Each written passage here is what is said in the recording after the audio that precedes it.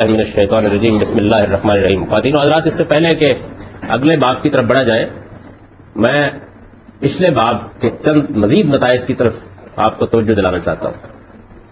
ایک بات تو میں نے یہ واضح کرنے کی کوشش کی ہے کہ اصل میں قرآن مجید کا یہی حصہ ہے جس کو اسلامی انقلاب کی جدوجہد کا ماخذ سمجھ کر یہ خیال کیا گیا کہ اب بھی اگر کوئی شخص اسی طریقے سے اٹھے گا تو یہی نتائج نکل آئیں گے، جبکہ یہ اللہ تعالیٰ کا وہ قانون ہے جس کا تعلق اللہ کے پیغمبروں کے ساتھ تھا، اور اس قانون کی بڑی غیر معمولی اہمیت ہے. اس کو بہت اچھی طرح سمجھ لینا چاہیے. اسی قانون کو غلط سمجھنے کی وجہ سے موجودہ زمانے میں ایک پورا گروہ پیدا ہوا ہے، اور بہت بڑے پیمانے پر پیدا ہوا ہے، جو یہ خیال کرتا ہے کہ اس پر یہ فرض ہے کہ وہ اس زمانے کے مشرکین اور کفار کا قتل عام کر دے. اسامہ بن لادن صاحب کے دین کے ساتھ مخلصانہ جذبے سے کوئی اختلاف نہیں ہے، لیکن انہوں نے جو اپنا فتویٰ جاری کیا تھا 1998 میں القاعدہ کا خوست میں اجلاس ہوا تھا، اور اس کے بعد اس کا ایک اعلامیہ جاری کیا گیا تھا. وہ اعلامیہ آپ کو میسر آ سکتا ہے، آپ اسے پڑھ سکتے ہیں. اس میں یہی آیات ہیں جن کا خلاصہ میں نے پیچھے بیان کیا ہے نا، جس میں یہ کہا گیا ہے کہ 4 مہینے کی مہلت کے بعد قتل عام شروع کر دیا جائے گا. یہی آیات ہے. انہی آیات کو بنیاد بنا کے انہوں نے دنیا بھر کے مسلمانوں سے یہ کہا ہے کہ یہ تمہاری ڈیوٹی اور تمہارا فرض ہے، اور اب ہم کو یہ کام کفار اور مشرکین کے خلاف کرنا ہے. کفار اور مشرکین کے خلاف یہ کام مسلمانوں کو کرنا ہے. یہی میسج اور یہی پیغام ہے جو اس وقت مغربی دنیا کو دیا جا رہا ہے.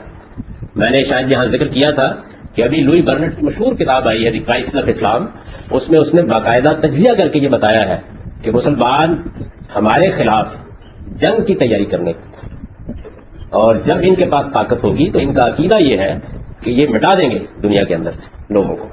تو اس لیے ضروری ہے کہ یہ بات سمجھی جائے کہ ان کے ساتھ معاملہ کیسے کرنا ہے، کس طرح سے معاملہ کرنا ہے. اچھا، پھر اسی سے ہجرت اور تکفیر کے نام سے بعض تحریکیں اٹھیں. حزب التحریر بالکل اسی اصول پر قائم ہوئی ہے کہ اللہ کا وعدہ ہے ہمارے ساتھ کہ وہ اس زمین کا اقتدار ہمیں دے گا، لہٰذا ہم اس کے حصول کی جدوجہد کریں گے. ابھی آپ نے دیکھا کہ یہ جو سورہ نور کی آیات ہے، یہ اصل میں وہ وعدہ ہے جو بین ہی پورا ہو چکا. یعنی یہ اللہ تعالیٰ کی عظیم نشانی تھا یہ وعدہ.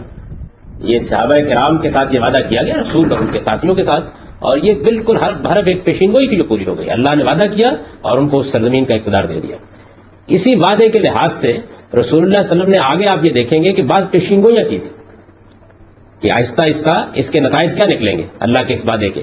وہ پیشین گوئیاں بھی ہر بار پوری ہو گئی، حضور کے بعد پوری ہو گئی، ہر لحاظ سے پوری ہو گئی. لیکن بہت سے لوگ ان پیشین گوئیوں کو بھی وہاں تک نہیں سمجھتے، اور وہ یہ خیال کرتے ہیں کہ ابھی ان کو پورا ہونا ہے، لہذا اس سے امام مہدی اور آخری زمانے میں غلبہ حق کے بے شمار تصورات پیدا ہو گئے. یعنی یہ معمولی مسئلہ نہیں ہے جس کی طرف میں توجہ دلا رہا ہوں، معمولی مسئلہ نہیں ہے. اس کے بطن سے بہت کچھ نمودار ہوا ہے اور مسلسل ہو رہا ہے. ادھر اللہ تعالیٰ کی اسکیم اس کے بالکل مختلف جا رہی ہے. یعنی اللہ تعالیٰ کی اسکیم آپ آگے دیکھیں گے وہ بالکل مختلف طریقے سے کام کر رہی ہے، اور مسلمان اس وقت ایک خاص نوعیت کی سزا سے دوچار ہے. صورتحال یہ ہے، اس کو ہمیں سمجھنا ہے کہ وہ کیا چیز ہے. لیکن لوگوں کا خیال یہ ہے کہ بس کچھ لوگوں کو جہاد کا جذبہ پیدا کر کے میدان میں لائیے، اس کے بعد میدان ہمارے ہاتھوں میں. بڑے بڑے اچھے لیڈر اور رہنما انہی آیات کی بنیاد پر یہ خیال کرتے ہیں کہ جیسے وہ نتیجہ اس وقت نکلا تھا وہی نتیجہ اب بھی نکل آئے. اچھا، اب اس کے جو نتائج ہیں آپ اس کا اندازہ نہیں کر سکتے. اس وقت صورتحال یہ ہے کہ جس وقت کوئی آدمی بیٹھتا بھی، میں ایک بڑے مذہبی لیڈر کی گفتگو سن رہا تھا ٹیلی ویژن کے اوپر، تو وہ یہ بیان کرتے ہیں کہ جی اس سے پہلے بھی بہت دفعہ ہوا ہے، اللہ تعالیٰ نے بدر میں فتح عطا فرمائی، اللہ تعالیٰ نے فلاں موقع فتح عطا فرمائی. میرا جی چاہ کے میں پوچھوں، ان کا ایمان کا جذبہ کافی ہے. ایمانی جذبہ اگر آپ کے اندر ہے تو بس مسئلہ ختم ہو گیا. ایمانی جذبہ ٹیپو سلطان میں نہیں تھا، مہدی سوڈانی میں نہیں تھا، ادریسی میں نہیں تھا، سندوسی میں نہیں تھا، انور پاشا میں نہیں تھا، امام شامل میں نہیں تھا، سید احمد شہید اور ان کے ساتھیوں میں نہیں تھا، طالبان میں نہیں تھا. یعنی شکست پر شکست ہو رہی ہے. تو میں نے اس کے اوپر تبصرہ کیا تھا کہ فتح دشمنوں کے خلاف تو ہو سکتی ہے، خدا کے خلاف لڑنے سے تو نہیں ہو سکتی. اس کے قانون کی خلاف ورزی کر کے جب آپ مسلمانوں کو اس جنگ میں جھونکیں گے تو اس کا نتیجہ ہی نکلے گا. تو انہی آیات سے جن کا صحیح موقع واضح کرنے کی میں نے کوشش کی ہے، یہ ساری جتنی بھی جدوجہد ہے وہ نکل رہی ہے. تو اس وجہ سے اس پر بحث کر لیجیے، گفتگو کر لیجیے. لیکن یہ مسئلہ ایسا نہیں ہے کہ بس ہم نے پڑھ لیا کہ ٹھیک ہے رسول اللہ صلی اللہ علیہ وسلم کے ساتھ یہ معاملہ ہوا تھا. اس کے منفی نتائج یہ نکلے ہیں جو میں نے آپ کو بتا دیے ہیں، اور ہزاروں لوگوں نے اپنی زندگیاں لگائی ہیں اس میں. ہزاروں لوگوں، لاکھوں لوگوں نے اپنی زندگیاں لگائی ہیں. اب بھی جو لوگ خود کش حملے کر رہے ہیں تو بڑے مخلص لوگ ہیں. جن لوگوں نے طالبان کا ساتھ دیا ان کے اخلاص میں کوئی شبہ نہیں ہے. سید احمد شہید کا جو آخری دن کا مارکا ہے، کبھی آپ اس کو دیکھیے کس طرح ڈسپریٹ ہو کے انہوں نے جان دی اپنی. تو یہ بڑی ہی المناک صورتحال ہے، اور اس کے پیچھے محرک کیا ہے؟ محرک کی آیات، ان آیات کو غلط سمجھنے کے نتیجے میں یہ ساری تحریکیں اس سے پیدا ہو رہی اور مسلسل یہ عمل جاری۔ ایک یہ اچھا، یہ تو ہوا منفی پہلو۔ مثبت پہلو سے اصل میں یہی وہ واقعہ تھا جو تاریخ انسانی میں ہوا تھا، اور جس میں خدا کا ہاتھ، زندہ ہاتھ سامنے آ گیا تھا۔ یہ رسول اللہ کی نبوت اور رسالت کی اتنی بڑی دلیل تھی، یعنی ہم بتاتے ہیں کہ دیکھو انسانی سطح پر کبھی یہ ہوا ہے کہ اس کے ایک ایک مرحلے کو خدا نے پہلے بتایا۔ میں نے آپ کو سورہ نصر دکھائی ہے، مرحلے کو بتایا۔ اس کے اندر سورہ توبہ کا ہم تجزیہ کر کے لوگوں کو بتاتے ہیں کہ دیکھو کیا ہوا تھا، یعنی اللہ تعالیٰ نے اعلان کیا 7 ہجری میں کہ یہ ہوگا، اس کے بعد تصور نہیں تھا اس وقت، اور ٹھیک اس کے مطابق سارے معاملات ہوئے، یعنی قریش سمٹنے شروع ہو گئے، انہوں نے صلح حدیبیہ کے معاہدے کی خلاف ورزی کر دی، مکہ فتح ہو گیا، اس کے بعد حج اکبر کا موقع آیا، اس حج اکبر کے موقع پر جس طرح اللہ تعالیٰ نے فرمایا تھا اسی طرح مسلمانوں کو اعلان کرنے کا موقع ملا، اور پھر ساری کی ساری قریش کی طاقت ٹوٹ گئی اس کے نتیجے میں، اور قتل عام کا حکم دیا گیا۔ تو اللہ نے خیر ان کی بڑی اکثریت کو توفیق دی کہ وہ مسلمان ہو گئے، ایمان لے آئے، اور پھر اس کے بعد جب انہوں نے دیکھا کہ رسول اللہ دنیا سے رخصت ہو گئے تو بڑے پیمانے کے اوپر ارتداد ہوا۔ پھر سیدنا ابوبکر نے یہی سزا ان کے اوپر نافذ کی، وہ بھی سزا تھی جو نافذ کی گئی۔ تو میں آپ کو یہ توجہ اس لیے دلا رہا ہوں کہ طالب علمانہ طریقے سے اس کو سمجھ لیجئے، اچھی طرح بحث کر لیجئے، اس معاملے کے اور ان آیات کے غلط فہم کے بڑے برے اثرات ہو رہے ہیں۔ اور ایک بات اور بھی عرض کر دوں کہ ہمارے جو پہلی 3 صدیوں تک کے سلف صالحین ہیں اور ہمارے جلیل القدر علماء ہیں، وہ غلط نہیں سمجھے تھے، ٹھیک سمجھے، وہ بڑی وضاحت سے اس کو بیان کرتے ہیں۔ البتہ اس سائنٹیفک طریقے سے کیونکہ انہوں نے بیان نہیں کیا اس معاملے کو، ایک فقہی انداز میں بیان کیا ہوا تھا، تو اس وجہ سے موجودہ زمانے کے لوگ اس کو نہیں، اور موجودہ زمانے میں جو لوگ اٹھے ہیں وہ بدقسمتی سے ہمارے علوم سے واقف بھی نہیں، یعنی وہ ذہین لوگ ہیں، ان کے اندر بات کرنے کی بھی صلاحیت ہے، انہوں نے اردو کے حوالے سے بہت سی چیزیں جو وہ پڑھی، اور پڑھنے کے بعد ہمارے قدیم اسلاف کے علم پر گہری نظر نہ رکھنے کی وجہ سے انہی آیات سے پورا کا پورا نظام برآمد کر دیا۔ یہ معمولی واقعہ نہیں، معمولی واقعہ نہیں ہے، یعنی حقیقت میں نے ایک بڑی جلیل القدر شخصیت کے حوالے سے کئی برس پہلے یہ تبصرہ کیا تھا، ان کا میں نام اس وقت لینا پسند نہیں کروں گا، کہ غلام احمد صاحب قادیانی کے اور ان میں بنیادی طور پر کوئی فرق نہیں ہے۔ انہوں نے کہا نبوت ختم نہیں ہوئی، غلام احمد قادیانی صاحب نے کہا نبوت ختم نہیں ہوئی، یہ لوگ کہتے ہیں رسالت ختم نہیں ہوئی۔ عملاً کیا کہہ رہے ہیں کہ رسولوں کے معاملے میں جو اللہ کا قانون تھا ہم اس کو روبہ عمل کریں گے، اور جب روبہ عمل کریں گے تو ظاہر ہے کہ اس کے نتائج نکلیں گے، اور اس قدر خطرناک نتائج نکل رہے ہیں کہ اس وقت پوری مسلمان امت کو جاں بال بنا دیا گیا۔ ظاہر ہے کہ جتنے واقعات ہوتے چلے جائیں گے اس طرح کے، تو اس کے نتیجے میں نتیجہ تو کچھ نہیں نکلنا۔ لکھ لیجیے میری یہ بات، طالبان کا جب حادثہ ہوا ہے تو یہ آپ میں سے کچھ لوگوں کو شاید معلوم ہو کہ میں نے اس وقت سوالات کے جوابات دیتے ہوئے جب شروع ہوا حملے کا آغاز ہوا تو میں نے یہ کہا تھا کہ میری طرف سے لکھ لیجیے کہ بدترین شکست ہو جائے گی۔ تو ایک صاحب نے جمعے کی نشست میں مجھ سے پوچھا کہ آپ کو الہام ہوا ہے؟ میں نے کہا قرآن میں لکھا ہوا ہے۔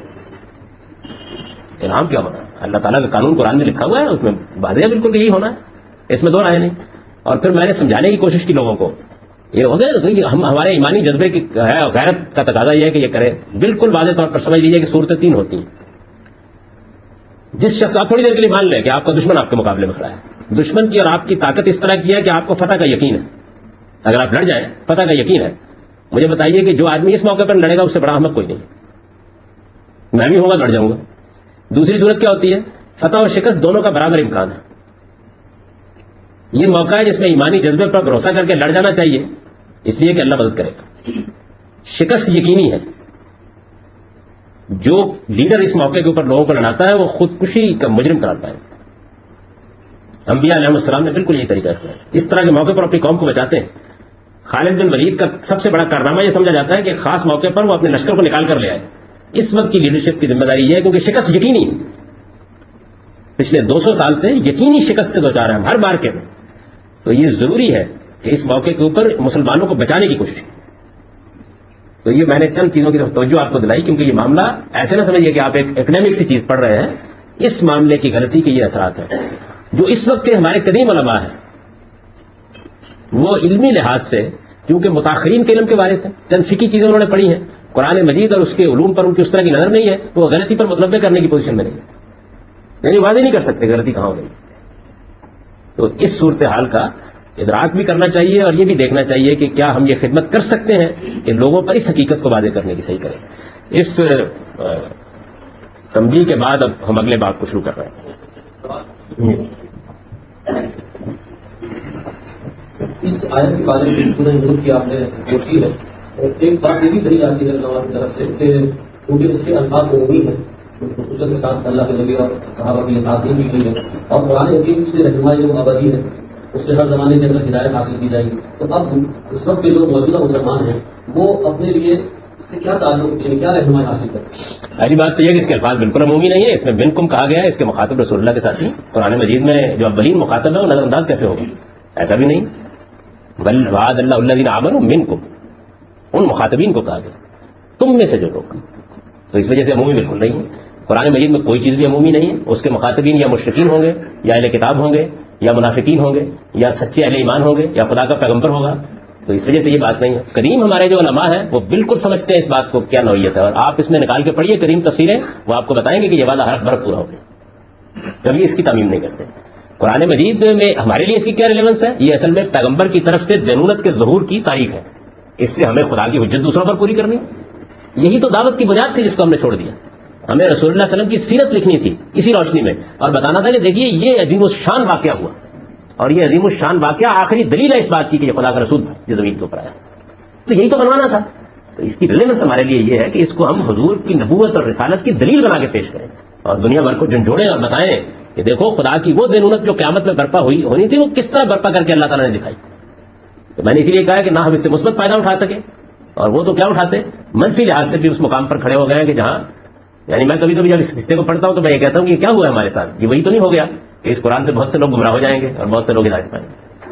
اور مخلص لوگ ہیں، یعنی میں ان سب لوگوں کو، سب کی تحریریں میں نے دیکھی ہیں، انہی آیات کی غلط تعبیر میں پھنسے ہوئے بنیادی طور پر.